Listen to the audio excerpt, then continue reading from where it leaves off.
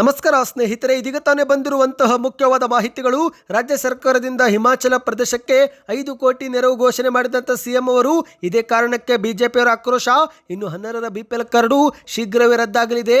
ಕೇಂದ್ರ ಸರ್ಕಾರದಿಂದ ಮುಖ್ಯವಾದ ಸೂಚನೆ ಕೊಡಲಾಗಿದೆ. ವಿಡಿಯೋನ ನೀವು ಸ್ವಲ್ಪ ಸ್ಕಿಪ್ ಮಾಡಬೇಡಿ. ಪ್ರಿಯಾಂಕಾ ಉಪೇಂದ್ರ ಅವರ ಮೊಬೈಲ್ ಹ್ಯಾಕ್ ಮಾಡಲಾಗಿದೆ. ಲಕ್ಷಾಂತರ ಹಣವನ್ನು ದೋಚಿದಂಥ ಖದೀಮರು. ಏನಿದು ಮಾಹಿತಿ ನೋಡೋಣ. ಇನ್ನು ಗೃಹಲಕ್ಷ್ಮಿಯರಿಗೆ ಗುಡ್ ನ್ಯೂಸ್ ಕೊಟ್ಟ ಸಚಿವ ಲಕ್ಷ್ಮಿ ಹೆಬ್ಬಾಳ್ಕರ್ ಅವರು. ಇದೇ ದಿನದಂದು 2 ಕಂತಿನ 4,000 ರೂಪಾಯಿ ಜಮಾ. ಯಾರಿಗೆ ಜಮೆ ಆಗುತ್ತೆ, ಯಾವಾಗ ಜಮೆ ಆಗುತ್ತೆ ನೋಡೋಣ. ಮತ್ತೊಂದೆಡೆಯಲ್ಲಿ ಮಲ್ಟಿಪ್ಲೆಕ್ಸ್ಗಳಲ್ಲಿ ಟಿಕೆಟ್ಗಿಂತ ಪಾಪ್ಕಾರ್ನ್ ಬೆಲೆ ಹೆಚ್ಚಾಗಿದೆ.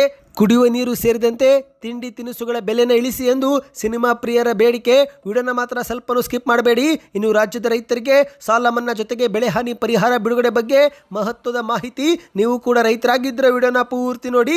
ಎಲ್ಲ ಮಾಹಿತಿಗಳನ್ನು ನೋಡೋಕ್ಕಿಂತ ಮೊದಲು ನೀವು ನಮ್ಮ ಚಾನಲ್ಗೆ ಮೊದಲು ಬಾರಿ ಭೇಟಿ ಕೊಡ್ತಾ ಇದ್ರೆ ದಯವಿಟ್ಟು ಸಬ್ಸ್ಕ್ರೈಬ್ ಆಗಿ, ಪಕ್ಕದಲ್ಲಿ ಗಂಟೆ ಕಾಣಿಸುತ್ತೆ ಅದು ಕೂಡ ಒತ್ತಿದ್ರೆ ರಾಜ್ಯದ ಮುಖ್ಯವಾದ ಮಾಹಿತಿಗಳು ನಿಮಗೆ ಮೊದಲು ಸಿಗುತ್ತವೆ.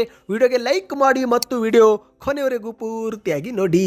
ಬನ್ನಿ ಸ್ನೇಹಿತರೆ, ಎಲ್ಲ ಮುಖ್ಯವಾದ ಮಾಹಿತಿಗಳನ್ನು ಡೀಟೇಲ್ ಆಗಿ ನೋಡೋಣ. ಇದೀಗ ಪ್ರವಾಹ ಪೀಡಿತ ಹಿಮಾಚಲ ಪ್ರದೇಶಕ್ಕೆ ರಾಜ್ಯ ಸರ್ಕಾರ 5 ಕೋಟಿ ರೂಪಾಯಿ ನೆರವು ಘೋಷಣೆ ಮಾಡಿದ್ದು, ಇದೇ ವಿಚಾರವನ್ನು ಮುಂದಿಟ್ಟುಕೊಂಡು ಬಿಜೆಪಿ ಆಕ್ರೋಶ ವ್ಯಕ್ತಪಡಿಸಿದೆ. ಹೌದು, ಹಿಮಾಚಲ ಪ್ರದೇಶದಲ್ಲಿ ನಿರಂತರವಾಗಿ ಸುರಿಯುತ್ತಿರುವ ಭಾರೀ ಮಳೆಗೆ ಮತ್ತು ಹಠಾತ್ ಪ್ರವಾಹ ಹಾಗೂ ಭೂಕುಸಿತದಿಂದ ಹಿಮಾಚಲ ಪ್ರದೇಶವೇ ಮುಳುಗಿ ಹೋಗಿದೆ. ಇದೇ ಒಂದು ಹಿನ್ನೆಲೆಯಲ್ಲಿ ರಾಜ್ಯ ಸರ್ಕಾರ ಪ್ರಕೃತಿ ವಿಕೋಪ ನಿಧಿಯಿಂದ 5 ಕೋಟಿ ರೂಪಾಯಿ ನೆರವು ಕೊಡುವುದಾಗಿ ಘೋಷಣೆಯನ್ನ ಮಾಡಿದೆ. ಇದೇ ಒಂದು ವಿಚಾರಕ್ಕೆ ಸಾಮಾಜಿಕ ಜಾಲತಾಣದಲ್ಲಿ ಬಿಜೆಪಿ ಟ್ವೀಟ್ ಮಾಡಿ, ಇದು ನ್ಯಾಯವೇ ಸಿದ್ದರಾಮಯ್ಯನವರೇ ಎಂದು ಪ್ರಶ್ನೆಯನ್ನ ಹಾಕಿದೆ. ಹೌದು, ನೀವು ಸ್ಕ್ರೀನ್ ಮೇಲೆ ಒಂದು ಟ್ವೀಟ್ ನೋಡುತ್ತಿರಬಹುದು. ಇದು ಬಿಜೆಪಿ ಮಾಡಿದ ಟ್ವೀಟ್ ಆಗಿದೆ. ಇದು ನ್ಯಾಯವೇ ಸಿದ್ದರಾಮಯ್ಯನವರೇ. ಹಿಮಾಚಲ ಪ್ರದೇಶದ ನೆರೆಗೆ 5 ಕೋಟಿ ರೂಪಾಯಿ, ಕೇರಳ ಆನೆ ದುರಂತಕ್ಕೆ 15 ಲಕ್ಷ, ವೈನಾಡಿಗೆ 10 ಕೋಟಿ ರೂಪಾಯಿ. ದೂರದ ಹಿಮಾಚಲ ಪ್ರದೇಶದ ನೆರೆಗೆ ಮಿಡಿದು 5 ಕೋಟಿ ಪರಿಹಾರ ಘೋಷಿಸುವ ನಾಡ ವಿರೋಧಿ ಕಾಂಗ್ರೆಸ್ ಸರ್ಕಾರ ರಾಜ್ಯದ ನೆರೆ ಸಂತ್ರಸ್ತರನ್ನು ನಡು ನೀರಿನಲ್ಲಿ ಕೈಬಿಟ್ಟು ದ್ರೋಹ ಬಗೆದಿದೆ. ಸಿದ್ದರಾಮಯ್ಯನವರೇ, ತಮ್ಮ ಮಾನವೀಯತೆ ಹೈಕಮಾಂಡ್ ಮೆಚ್ಚಿಸಲ ಅಥವಾ ಕುರ್ಚಿ ಉಳಿಸಿಕೊಳ್ಳುವುದಕ್ಕ ಎಂದು ಬಿಜೆಪಿ ಪ್ರಶ್ನೆಯನ್ನ ಮಾಡಿದೆ. ಕೂಡಲೇ ರಾಜ್ಯದ ನೆರೆ ಸಂತ್ರಸ್ತರಿಗೆ ಪರಿಹಾರ ವಿತರಿಸಿ, ಹಾಗೇನೆ ಹಾಸನದ ಅಮಾಯಕ ಮಕ್ಕಳ ಮೃತ ಕುಟುಂಬಗಳಿಗೆ ಹೆಚ್ಚಿನ ಪರಿಹಾರ ನೀಡಿ ಎಂದು ಬಿಜೆಪಿ ಕರ್ನಾಟಕ ಟ್ವೀಟ್ ಮಾಡಿ ಆಗ್ರಹವನ್ನ ಮಾಡಿದೆ. ಇನ್ನು ಎರಡನೇ ಮುಖ್ಯವಾದ ಮಾಹಿತಿಗೆ ಹೋಗೋಣ.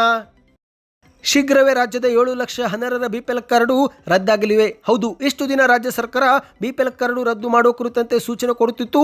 ಆದರೆ ಇದೀಗ ಕೇಂದ್ರ ಸರ್ಕಾರವೇ ಎಲ್ಲ ರಾಜ್ಯಗಳಿಗೆ 10ರ BPL ಕಾರ್ಡು ರದ್ದು ಮಾಡುವಂತೆ ಸೂಚನೆ ಕೊಟ್ಟಿದೆ. ಅದರಂತೆ ಕರ್ನಾಟಕದಲ್ಲೂ ಕೂಡ 7,76,000 ಶಂಕಾಸ್ಪದ ಪಡಿತರ ಚೀಟಿಗಳಿವೆ ಎಂದು ಕೇಂದ್ರ ಸರ್ಕಾರ ಗುರುತಿಸಿದ್ದು, ಈ ಎಲ್ಲ 10ರ ಪಡಿತರ ಚೀಟಿಯನ್ನ ಕೂಡಲೇ ರದ್ದು ಮಾಡುವಂತೆ ರಾಜ್ಯದ ಆಹಾರ ಇಲಾಖೆಗೆ ಕೇಂದ್ರ ಸರ್ಕಾರದಿಂದ ಸೂಚನೆ ಬಂದಿದೆ.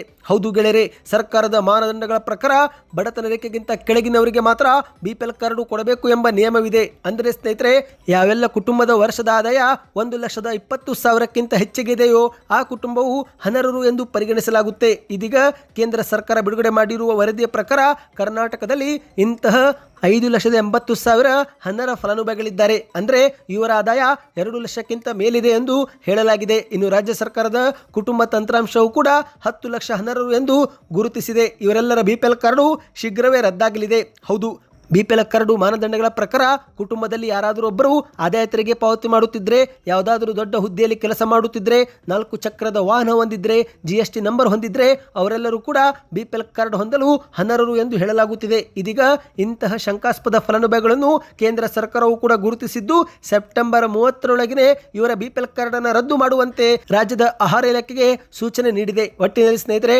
ಶೀಘ್ರವೇ ಲಕ್ಷಾಂತರ BPL ಕಾರ್ಡು ರದ್ದಾಗಿ APL ಕಾರ್ಡ್ಗೆ ವರ್ಗಾವಣೆ ಆಗುವ ಸಾಧ್ಯತೆ ಎಂದು ಹೇಳಲಾಗಿದೆ. ಇನ್ನಿದೀಗ ಮತ್ತೊಂದು ಮುಖ್ಯವಾದ ಮಾಹಿತಿಗೆ ಹೋಗೋಣ. ಇದೀಗ ಪ್ರಿಯಾಂಕಾ ಉಪೇಂದ್ರ ಅವರ ಮೊಬೈಲ್ ಹ್ಯಾಕ್ ಆಗಿರುವ ಸುದ್ದಿ ಒಂದು ಹೊರಬಂದಿದೆ. ಅಷ್ಟು ಮಾತ್ರವಲ್ಲದೆ ಖದೀಮರು ಲಕ್ಷಾಂತರ ರೂಪಾಯಿ ಹಣವನ್ನು ಸ್ನೇಹಿತರಿಂದ ದೋಚಿರುವುದು ಕೂಡ ವರದಿಯಾಗಿದೆ. ಹೌದು, ಚಿತ್ರನಟಿ ಪ್ರಿಯಾಂಕಾ ಉಪೇಂದ್ರ ಅವರ ಫೇಸ್ಬುಕ್ ಖಾತೆ ಮತ್ತು ಮೊಬೈಲನ್ನು ಸೈಬರ್ ಖದೀಮರು ಹ್ಯಾಕ್ ಮಾಡಿದ್ದಾರೆ. ಅಷ್ಟು ಮಾತ್ರವಲ್ಲದೆ ತಾವು ತುರ್ತು ಪರಿಸ್ಥಿತಿಯಲ್ಲಿ ಸಿಲುಕಿ ಹಾಕಿಕೊಂಡಿದ್ದು, ಸ್ನೇಹಿತರ ಬಳಿ ಖದೀಮರು ಪ್ರಿಯಾಂಕಾ ಅವರ ರೀತಿಯಲ್ಲಿ ಮೆಸೇಜ್ ಮಾಡಿ ಲಕ್ಷಾಂತರ ರೂಪಾಯಿಯನ್ನ ಲಪಟಾಸಿದ್ದಾರೆ. ಇದೇ ಒಂದು ವಿಚಾರ ಮುನ್ನೆಲೆಗೆ ಬರುತ್ತಿದ್ದಂತೆ ಪ್ರಿಯಾಂಕಾ ಉಪೇಂದ್ರ ಅವರು ಮಾಧ್ಯಮಗಳ ಮುಂದೆ ಸ್ಪಷ್ಟನೆಯೂ ಕೂಡ ಕೊಟ್ಟಿದ್ದಾರೆ. ತಮ್ಮ ಸಾಮಾಜಿಕ ಜಾಲತಾಣ ಹ್ಯಾಕ್ ಆಗಿರೋ ಬಗ್ಗೆ ಹೇಳಿಕೊಂಡು ಆಪ್ತರ ಬಳಿ ಹಣ ಕೇಳಲಾಗುತ್ತಿದೆ.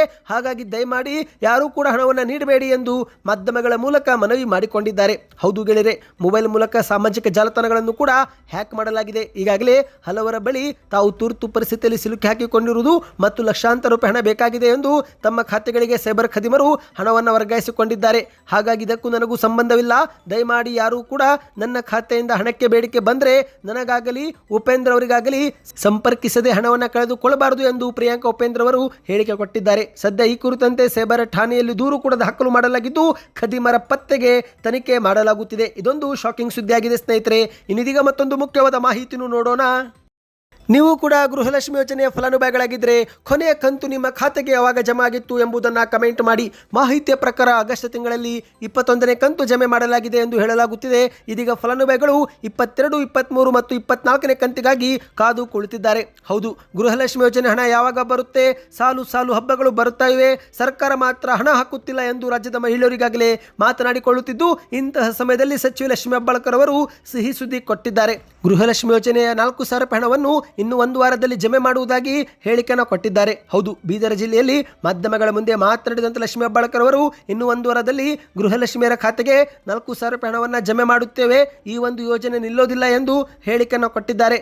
ಗೃಹಲಕ್ಷ್ಮಿ ಯೋಜನೆಯು ರಾಜ್ಯಾದ್ಯಂತ ಮಹಿಳೆಯರನ್ನು ಸಬಲೀಕರಣ ಮಾಡುವ ಗುರಿಯನ್ನು ಹಾಕಿಕೊಂಡಿದ್ದರಿಂದ ಜಾರಿಗೆ ತರಲಾಗಿದ್ದು, ಈ ಒಂದು ಯೋಜನೆಯಲ್ಲಿ ಇಲ್ಲಿಯವರೆಗೆ ಪ್ರತಿ ತಿಂಗಳು 2,000 ರೂಪಾಯಿ ರೀತಿಯಲ್ಲಿ ಅರ್ಹ ಫಲಾನುಭವಿಗಳಿಗೆ 42,000 ರೂಪಾಯಿ ನಾವು ಜಮೆ ಮಾಡಿದ್ದೇವೆ ಎಂದು ಹೇಳಿಕೆಯನ್ನು ಕೊಟ್ಟಿದ್ದಾರೆ ಸ್ನೇಹಿತರೆ. ಹೌದು, ಮಾಹಿತಿಯ ಪ್ರಕಾರ 21ನೇ ಕಂತಿನವರೆಗೆ ಗೃಹಲಕ್ಷ್ಮಿ ಯೋಜನೆ ಹಣವನ್ನು ಜಮೆ ಮಾಡಲಾಗಿದೆ. ನಿಮ್ಮ ಖಾತೆಗೂ ಕೂಡ 21 ಕಂತು ಜಮಾ ಆಗಿದ್ರೆ ಕಮೆಂಟಲ್ಲಿ 21 ಎಂದು ಕಮೆಂಟ್ ಮಾಡಿ. ಇದರಿಂದ ಒಂದು ಉತ್ತಮ ಫೀಡ್ಬ್ಯಾಕ್ ಸಿಗುತ್ತೆ. ಜೊತೆಗೆ ಯಾವ ಊರು ಎಂಬುದನ್ನು ಕೂಡ ಕಮೆಂಟ್ ಮಾಡಿ. ಇನ್ನು ಈಗ ಮತ್ತೊಂದು ಮುಖ್ಯವಾದ ಮಾಹಿತಿ ಅತ್ತ ಹೋಗೋಣ.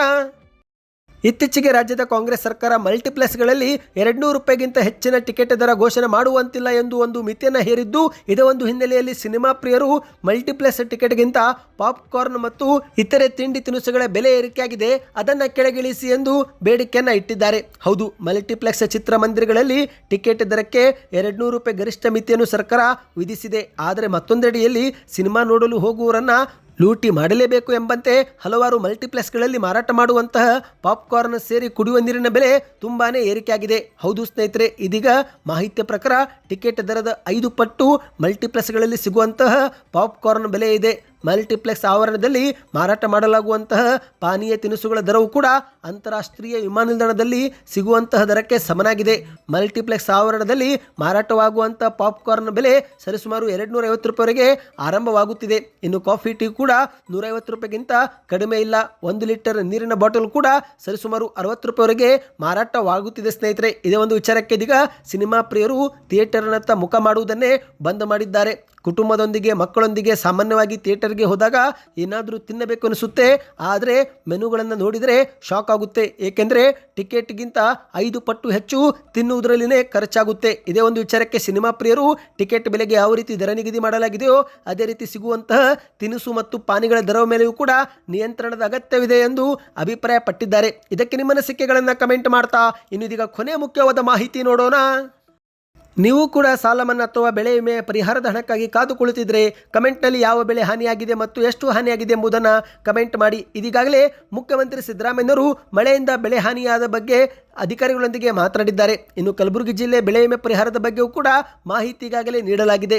ಮುಂದಿನ 1 ವಾರದೊಳಗೆ ಕಲಬುರಗಿ ಜಿಲ್ಲೆ ರೈತರ ಬ್ಯಾಂಕ್ ಖಾತೆಗಳಿಗೆ ಬೆಳೆ ಹಾನಿ ಪರಿಹಾರದ ಹಣವು ಕೂಡ ಹಾಕುತ್ತೇವೆ ಎಂದು ಪ್ರಿಯಾಂಕ್ ಖರ್ಗೆ ಅವರು ಹೇಳಿಕೆ ಕೊಟ್ಟಿದ್ದಾರೆ. ಮತ್ತೊಂದೆಡೆಯಲ್ಲಿ ಸಿದ್ದರಾಮಯ್ಯನವರು ಬೆಳೆ ಹಾನಿಯಾದಂಥ ಜಂಟಿ ಸಮೀಕ್ಷೆ ವರದಿ ಬಂದ ಕೂಡಲೇ ಅರ್ಹ ಫಲಾನುಭವಿಗಳ ಬ್ಯಾಂಕ್ ಖಾತೆಗೆ ಹಣವು ಕೂಡ ಹಾಕುತ್ತೇವೆ, ಅನುದಾನದ ಯಾವುದೇ ಕೊರತೆ ಇಲ್ಲ ಎಂಬ ಹೇಳಿಕೆಯೂ ಕೂಡ ಕೊಟ್ಟಿದ್ದಾರೆ. ಇನ್ನು ಇದೇ ನಡುವೆ ಸ್ನೇಹಿತರೆ, ಹಲವು ಜಿಲ್ಲೆಗಳಲ್ಲಿ ಸತತವಾಗಿ ಸುರಿಯುತ್ತಿರುವ ಭಾರೀ ಮಳೆಗೆ ಸರ್ವೆ ಮಾಡುವುದು ಕೂಡ ಕಷ್ಟವಾಗುತ್ತಿದೆ ಎಂದು ಹೇಳಲಾಗಿದೆ. ಇದೇ ಒಂದು ಕಾರಣಕ್ಕೆ ರೈತರಿಗೆ ಬೆಳೆ ಹಾನಿ ಪರಿಹಾರ ಹಣ ಜಮಾ ಆಗುವುದು ವಿಳಂಬವೂ ಕೂಡ ಆಗುವ ಸಾಧ್ಯತೆ ಇದೆ. ಇನ್ನು ಇದೇ ನಡುವೆ ಸಾಲ ಮನ್ನಾ ವಿಚಾರವೂ ಕೂಡ ಮುನ್ನೆಲೆಗೆ ಬಂದಿದೆ. ಹೌದು, ಸಾಲ ಮನ್ನಾವೂ ಕೂಡ ರೈತರದ್ದು ಮಾಡಬೇಕು ಎಂಬ ಬೇಡಿಕೆ ಇಡಲಾಗಿದೆ.